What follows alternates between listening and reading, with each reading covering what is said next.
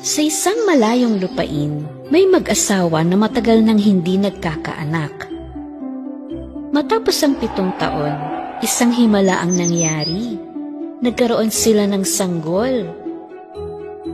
Mahal ng mga magulang ang kanilang anak na pinangalanan nilang Jaden. Ano man ang gustuhin ni Jaden, agad natatakbo ang kanyang ama at dadalhin ito sa bata. Kapag nababagot naman si Jaden, inaaliw siya ng kanyang ina. Kaya naman napakasaya niyang bata. Sa paglipas ng mga taon, tumigil sa paggawa ng takdang aralin si Jaden at nagsisinungaling pa siya. Ikinabahala ito ng kanyang mga magulang.